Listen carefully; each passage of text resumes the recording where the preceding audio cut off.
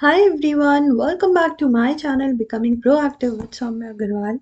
So let's begin with the part number 3 for PMLA Act, मतलब कि Prevention of Money Laundering Act 2002. तो उसमें start करते हम लोग सेक्शन नंबर 9 से। तो अभी तक हमारी कहानी कहाँ पहुँच गई थी? हमारी कहानी यहाँ तक पहुँच गई थी कि जो डायरेक्टर था उसने प्रोविजनली अटैचमेंट कर दिया था और उसके बाद में उसने इस चीज़ का कम्युनिकेशन किसको दे दिया था? एडजुडिकेटिंग अथॉरिटी को दे दिया था। उसके बाद में एडजुडिकेटिंग अथॉरिटी ने भी जब कंफर्म कर दिया था अटैचमेंट, तो केस पहुंच गया था हमारे स्पेशल कोर्ट के पास में। और स्पेशल कोर्ट में हमारे 3 सिनेरियोज बने थे। पहला तो ये बना था कि स्पेशल कोर्ट भी सैटिस्फाइड था कि हाँ मनी लॉन्ड्रिंग हुई है, और उसने क्या करा था, उसने गवर्नमेंट को जो है वो दे दिया था ऑर्डर कि आप इस प्रॉपर्टी को कॉन्फिस्केट कर लो। कॉन्फिस्केट का मतलब जब्त कर लो। दी अनदर सिनेरियो वाज कि जो स्पेशल कोर्ट था उसने ये कंक्लूड किया था कि यहाँ पर जो है मनी लॉन्ड्रिंग नहीं हुई है। उस केस में जो भी प्रॉपर्टी अटैच हुई थी दैट विल बी रिलीज्ड। ठीक है। और थर्ड केस ऐसा था कि जब कोई डेथ हो गई है अगर एक्यूज की, या कोई भी और अदर रीजन है जिसकी वजह से जो ट्रायल था वो कंक्लूड नहीं हो पाया है, उस केस में जो भी अप्रोप्रिएट ऑर्डर्स उसको ऐसा लगेगा, मतलब स्पेशल कोर्ट को, जो भी ऑन एप्लीकेशन ऑफ डायरेक्टर या जो भी पर्सन एंटाइटल्ड है टू अटैच प्रॉपर्टी, तो जो भी स्पेशल कोर्ट को अप्रोप्रिएट ऑर्डर्स लगेंगे तो वो अप्रोप्रिएट ऑर्डर्स जो है वो पास हो जाएंगे। ठीक है। So these were the 3 scenarios which we concluded in section number 8। अब हम लोग स्टार्ट करते हैं सेक्शन नंबर 9। तो कि ये बात करता है vesting of property of car. तो इसमें क्या है, sorry, vesting of property of car नहीं, vesting of property in central government. ठीक है। तो इसमें क्या है कि जब भी ऑर्डर आता है ना कॉन्फिस्केशन का स्पेशल कोर्ट से, तो जो भी राइट्स और टाइटल होते हैं वो जो है वो वेस्ट करेंगे absolutely in the central government, and they will be free from all encumbrances. मतलब कि जो भी आप कह सकते हो चार्ज रहेगा या जो भी इंटरेस्ट रहेगा प्रॉपर्टी का, that will belong to only the central government. जो भी प्रॉपर्टी कॉन्फिस्केट होनी है वो अब किसकी हो गई? सेंट्रल गवर्नमेंट की हो गई एक तरह से। ठीक है। लेकिन जहां पर भी स्पेशल कोर्ट को या एडजुडिकेटिंग अथॉरिटी को ये ओपिनियन में वो होता है कि जो एनकम्ब्रांस है या फिर लीज होल्ड इंटरेस्ट है, वो इस इंटेंशन से क्रिएट हुआ है कि ये जो प्रोविजंस हैं, इस एक्ट के जो प्रोविजंस हैं, इनको डिफीट करा जाए, तो फिर वो उस इंटरेस्ट को वॉइड डिक्लेयर कर देगी, और वो जो प्रॉपर्टी होगी that will be free from any kind of such interest. ठीक है। तो इसमें इसका मतलब इनका क्या है कि जहाँ पर भी अगर कोई लोगों को ऐसा इंटरेस्ट दिखेगा, इनके ओपिनियन में ऐसा इंटरेस्ट होगा कि वो जो है वो इस वो उसका है, इस इंटेंशन का है कि वो जो है इस प्रोविजंस को ही डिफीट करने के लिए है, तो फिर वहां पे वो उस प्रॉपर्टी को जो है वो फ्रीज कर देंगे। मतलब सॉरी, उस इंटरेस्ट को जो है वो फ्री कर देंगे किसी भी टाइप के इनकम ब्रांच से। इनकम ब्रांच एक तरीके का, जिसको नहीं पता है उसको बता रही हूँ, इनकम ब्रांच एक तरीके का आप कह सकते हो कि ये मतलब एक क्लेम होता है that is against the property. मतलब जैसे किसी के भी इंटरेस्ट में या किसी के भी मॉर्टगेज उसने कर रखा है, तो एक तरीके का आप कह सकते हो कि इंटरेस्ट होता है। ठीक है, क्लेम होता है एक तरीके का। तो अगर कुछ भी ऐसा लीज होल्ड इंटरेस्ट होगा या इनकम ब्रांच होगा जिसकी वजह से ऐसा लगता है कि मतलब ये वाला जो एक्ट, ये जो हम एक्शंस लेने वाले हैं, कहीं ना कहीं जो है इम्पैक्ट हो रहे हैं उसकी वजह से, या हम इस जो सेक्शन है हमारा, मतलब कॉन्फिस्केशन का, उसको हम ठीक से प्रोसीड नहीं कर पाएंगे, तो उस केस में वो जो है वॉइड हो जाते हैं। ठीक है। नाउ इसमें इन्होंने दिया है further, nothing in this section shall operate to discharge any person from any liability in respect of such encumbrances. तो इसमें ये बोला है कि जैसे यहाँ पे कोई इनकम्ब्रांस लगा हुआ था, जैसे कोई मॉर्टगेज था या कोई भी अदर क्लेम था, और किसी पर्सन की लायबिलिटी बन रही थी उससे रिलेटेड, तो इन्होंने ये बोला कि यहाँ पर ऐसा नहीं होगा कि अगर आपने कुछ भी कॉन्फिस्केशन कर लिया या सेंट्रल गवर्नमेंट के पास वो प्रॉपर्टी चली गई, तो वो पर्सन जो है वो लायबिलिटी से फ्री हो जाएगा। नहीं, उसकी लायबिलिटी जो है वो रहेगी। ठीक है। तो which may be enforced against such property by a suit for damages. तो वो जो लायबिलिटी है वो उस पर्सन को पे ऑफ करनी पड़ेगी जो भी उस प्रॉपर्टी के लिए लायबल होगा, उस एनकम्ब्रांस के लिए लायबल होगा। ठीक है। So this was about section number 9। इसका क्रक्स यही था कि जो भी है सब सेंट्रल गवर्नमेंट का है। उसके बाद में सेक्शन नंबर 10 बात करता है management of properties confiscated under this chapter. तो जब कॉन्फिस्केशन का ऑर्डर आ गया था और हमको ये पता लगा था कि सारा इंटरेस्ट किसके इंटरेस्ट में वेस्ट करेगा? सेंट्रल गवर्नमेंट के, तो उस केस में इस कॉन्फिस्केटेड प्रॉपर्टी को मैनेज कौन करेगा? ठीक है।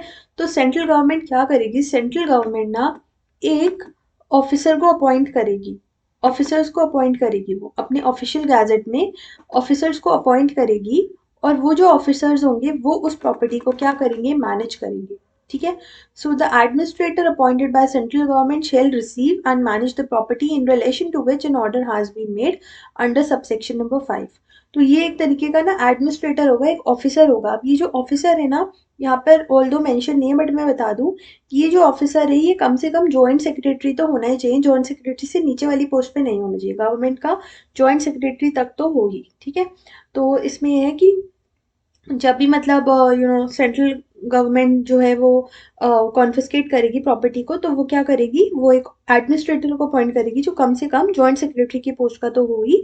और ये क्या करेगा, ये रिसीव करेगा, मैनेज करेगा प्रॉपर्टी को, और जो भी मेजर सेंट्रल गवर्नमेंट बोलेगी ना वो उसको जो है वो फॉलो करेगा, ठीक है। उसके बाद में आता है आपका सेक्शन नंबर 11। तो ये जो सेक्शन नंबर 11 है ये बताता है what are the powers of adjudicating authority, ठीक है।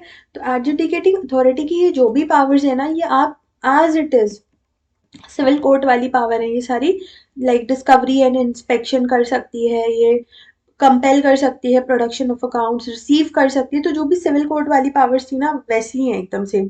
एनफोर्स करना, एग्जामिनेशन ऑफ ओथ करना, कोई भी अदर मैटर इशू करना कमीशंस को, तो ये सारी जो है इसके पास में पावर्स हैं एडजुडिकेटिंग अथॉरिटी के पास में। उसके बाद में 11A जो है ये बहुत ही ज़्यादा इंपॉर्टेंट है, लेकिन इससे पहले जो है ना मैं आपको कुछ डेफिनेशन जो है वो करवा देती हूँ, सो दैट आपको ये क्लियर हो जाए जो उसमें टर्म्स यूज हो रही है।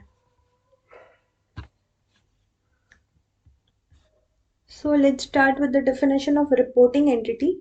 रिपोर्टिंग एंटिटी का मतलब क्या हुआ, रिपोर्टिंग एंटिटी का मतलब हुआ कोई भी banking company, financial institution, intermediary या फिर पर्सन जो कि डेजिग्नेटेड बिजनेस को कैरी ऑन कर रहा है या प्रोफेशन को कैरी ऑन कर रहा है। तो सेक्शन नंबर 2 सबसेक्शन 1 क्या बोलता है, जो भी पर्सन कैरी ऑन कर रहा है डेजिग्नेटेड बिजनेस या प्रोफेशन, उसका मतलब क्या है। तो देखो सबसे पहले तो रिपोर्टिंग एंटिटी में इन्होंने बोला कि यहाँ पे बैंकिंग है, banking companies, financial institutions, intermediate या कोई भी पर्सन जो है वो डेजिग्नेटेड बिजनेस या प्रोफेशन को कैरी कर रहा है। अभी डेजिग्नेटेड बिजनेस और प्रोफेशन को जो पर्सन कैरी कर रहा है उसका क्या मतलब हुआ, तो उसका मतलब हुआ कोई भी पर्सन जो कि कैरी कर रहा है एक्टिविटीज को, क्यों, for playing games of chance और फॉर कैश और kind and include such activities that are associated with casino. फिर उस तरह से इसमें इंस्पेक्टर जनरल ऑफ रजिस्ट्रेशन भी आएगा जो कि अपॉइंटेड है under section number 3 of registration act. Then real estate agent, जिन जो भी प्रेशियस मेटल्स में डील कर रहा है, प्रेशियस स्टोन्स में डील कर रहा है, या फिर जो भी पर्सन एंगेज्ड है safe keeping and administration of cash and liquid securities, and जो भी पर्सन जो है वो कैरी ऑन कर रहा है such other activities as the central government में बाय नोटिफिकेशन डेजिग्नेट। तो इसमें आप क्या करोगे, जैसे 6 पॉइंट्स हैं, तो आई वुड रिकमेंड यू कि अगर 6 के 6 पॉइंट्स याद हो जाते हैं तो बहुत ही बढ़िया है। अदरवाइज कोई भी 4 कर लो एंड बाकी 2 जो है अपने माइंड में रखना, सो दैट अगर क्वेश्चन में कोई भी आता है, जैसे रियल एस्टेट एजेंट आते हैं केस स्टडी में, तो आप जो है उस पॉइंट को पकड़ लो एंड उसके साथ में 2-3 पॉइंट और लिख दो कि इसमें जो भी पर्सन कैरी ऑन कर रहा है डेजिग्नेटेड बिजनेस और प्रोफेशन, उसमें ये लोग और आते हैं, ठीक है। तो एक बार रिपीट करते हैं कौन कौन है। देखो पहले तो जो गेम्स ऑफ चांस खेल रहा है फॉर कैश एंड काइंड, जिससे कि जो भी एक्टिविटीज कसिनो से एसोसिएटेड है। उसके बाद में इंस्पेक्टर जनरल जो कि रजिस्टर्ड है under section number 3 of the registration act 1908। फिर real estate agent, precious metals, जो भी person safe keeping and administration of cash and liquid securities में डील करता है, एंड जो भी अदर एक्टिविटी कैरी करते हैं जो गवर्नमेंट ने बोली है, ठीक है। अच्छा, एक चीज जो है आपको ध्यान रखनी पड़ेगी, अम, इसमें इन्होंने यहाँ हाईलाइट नहीं किया, शायद आगे हाईलाइट किया हो, बट आई वुड रिकमेंड कि आप ऐड ऑन कर लो, बिकॉज जो नोट्स मैं रेफर कर रही हूँ उसमें उन्होंने ऐड ऑन कर रखा है। तो इसमें ना रियल एस्टेट एजेंट में, रियल एस्टेट एजेंट के लिए एक चीज जो है वो ऐड हुई है, दैट इज अगर उसकी एनुअल टर्नओवर 20 लाख से ज्यादा होगी। और प्रेशियस मेटल्स में है कि जो भी ट्रांजेक्शन होंगे वो अगर 10 लाख से ज्यादा के हैं, तो या तो 10 लाख के या उससे ज्यादा के, इसी तरह से इक्वल टू और ग्रेटर देन 20 लाख ऊपर वाले में। तो अगर ऐसा केस है तो जो है ये इसमें आएंगे, person carrying on designated business में आएंगे, ठीक है। तो ये दोनों टर्म्स जो है आप ऐड कर लेना। उसके बाद में मैं आपको इंटरमीडियरी की डेफिनेशन और बता देती हूँ कि इंटरमीडियरी की डेफिनेशन में कौन आता है। तो इंटरमीडियरी की डेफिनेशन में ये जो भी पर्सन है ना, ये सारे के सारे सेक्शन नंबर 12 में है। जो भी आपका सेबी एक्ट का सेक्शन नंबर 12 है, सेबी एक्ट 1992 का, जैसे कि आपका share transfer agent, banker, trustee, stock broker, ये सब। उसी तरह से जो भी रिकॉग्नाइज्ड स्टॉक एक्सचेंज है, जो भी इंटरमीडिएटरी रजिस्टर्ड है under pension fund regulatory and development authority, and जो भी आपका एसोसिएशन है that is registered under forward contracts regulation act and कोई भी रिकॉग्नाइज्ड स्टॉक एक्सचेंज, तो वो आपका जो है इंटरमीडिएटरी है। ठीक है। Now let's move on to section number 11A। तो 11A किसके बारे में बात करता है? 11A बात करता है verification of identity by reporting entity. अब रिपोर्टिंग एंटिटी की कितनी ब्रॉड डेफिनेशन है ना, जो अभी हम लोगों ने डिस्कस करी। तो इसमें यह है कि जो भी आइडेंटिटी होगी क्लाइंट्स की और बेनिफिशियल ओनर की, वो कौन वेरीफाई करेगा? वो जो है रिस्पॉन्सिबिलिटी रहेगी कि रिपोर्टिंग एंटिटी वेरीफाई करे। तो every reporting entity shell verify the identity of clients and beneficial owner. वो कैसे करेगी? तो एक तो देखो इसके बहुत सारे तरीके हैं। नंबर वन इज की ऑथेंटिकेशन हो बाय आधार। तो इसमें दिया हुआ है targeted delivery of financial and other subsidies benefited and services act 2016। अगर जो रिपोर्टिंग एंटिटी वो बैंकिंग कंपनी है तो वो ऑथेंटिकेशन कर सकती है आधार में भी, या फिर वो ऑफलाइन वेरिफिकेशन भी कर सकती है इसी एक्ट में, टारगेटेड डिलीवरी वाले एक्ट में। ठीक है। या फिर वो क्या कर सकती है, वो पासपोर्ट भी जो है पासपोर्ट जो उसको इशू हुआ है सेक्शन 4 में पासपोर्ट एक्ट का, उसको भी यूज कर सकती है। और वो क्या कर सकती है, और वो अगर कोई और वैलिड डॉक्यूमेंट है जो सीजी ने नोटिफाई करा है उसको भी जो है वो यूज कर सकती है। ठीक है।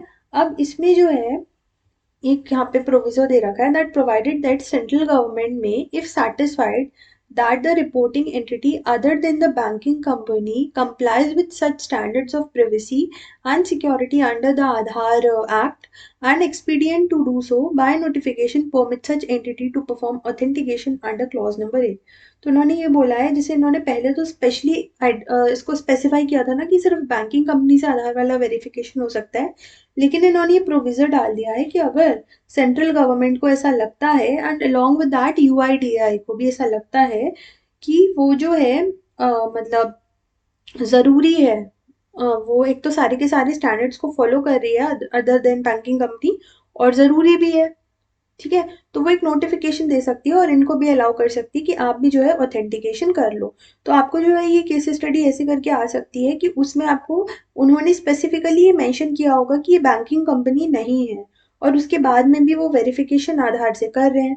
तो आपको फिर उसमें ये चीज़ चेक करनी पड़ेगी कि क्या सेंट्रल गवर्नमेंट ने परमिट किया है। अगर सेंट्रल गवर्नमेंट ने परमिट किया तो ठीक है, वरना वो अलाउड नहीं है उसको। ठीक है।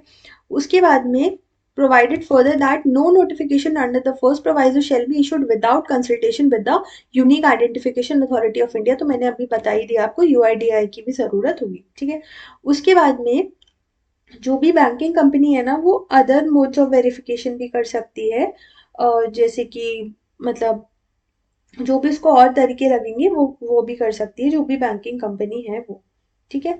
और ये जो है ये क्लाइंट और बेनिफिशियल ओनर का को अवेलेबल है, मतलब उनका भी वो क्या कर सकती है, if any reporting entity performs authentication under clause number A to verify the identity of its client and beneficial owner, it shall make the other modes of identification under clause number B C D also available to such client और beneficial owner. तो उन्होंने ये बोला कि मतलब banking company अगर है तो उसके पास में सारे के सारे मोड्स हैं, ए वाला तो है ही है, उसके साथ में बी सी डी वाला मोड भी है, मतलब ऑफलाइन वेरिफिकेशन का, यूज ऑफ पासपोर्ट का, एंड अगर कोई और अदर ऑफिशियल वैलिड डॉक्यूमेंट है तो वो भी।